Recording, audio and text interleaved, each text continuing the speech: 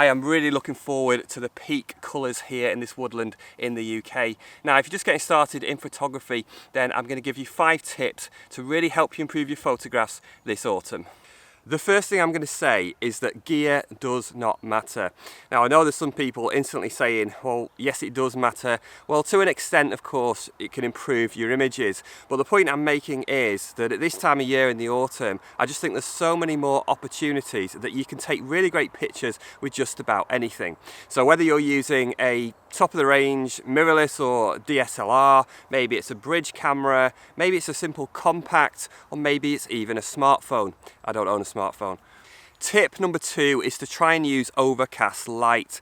Now, bright sunny days with blue skies can work fine some of the time, but what tends to happen with very bright sunshine is it can actually destroy the colours that you're trying to photograph. So with very bright sun, you get a lot of contrast, which is harder to control, and you also get glare and reflection off the surface of the leaves. So generally speaking, it's much better if you try and shoot in cloudy conditions. So it doesn't have to be really dark, just like it is now, just try and shoot under a cloudy sky, or maybe it's partially sunny, partially cloudy, and you just tend to get better colour saturation, and I think everything just stands out a little bit better.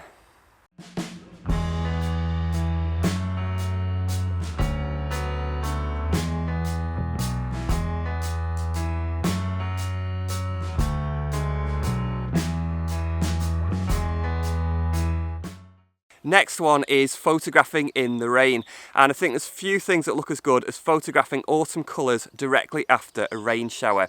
Now, when everything's really dry, it just tends to be lacking in colour and can look a little bit lifeless. When everything becomes wet, it just adds so much texture and the colours just leap out so much more. Now, you could, if you want, actually photograph whilst it's still raining. If you're going to do that, then I'd suggest you cover your camera and your lens to keep them safe.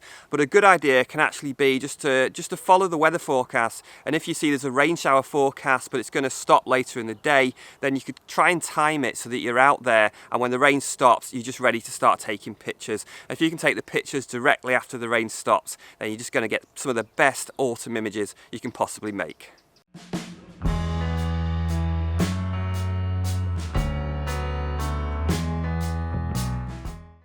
Tip number 4, I think it's number 4, is to look down. So whilst the wide view can be really appealing, it's not everything, and a lot of the time you can actually find more interesting things to photograph, and certainly from a creative point of view, by looking down at the ground. You're going to find so many details down there, fallen leaves, maybe tree roots, maybe even some fungi, and just basically you can find lots of really beautiful natural patterns, colours and textures.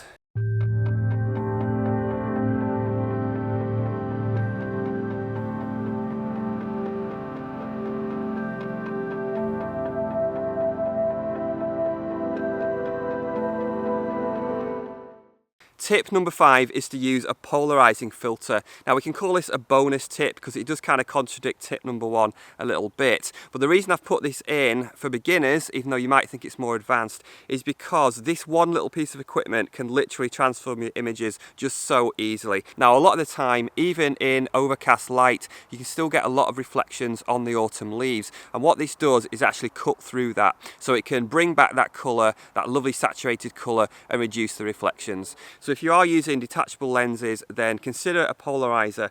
At the top end, they can be really expensive, they can be hundreds of pounds, but if you get a screw-in one, a budget polarizing filter, then you can probably pick one up for less than £50. And how they work, basically you just rotate the filter on the end of the lens and it will change how the image looks because it will cut down on reflections. So as you turn the filter around, you'll start to see the reflections disappear and the colour come back.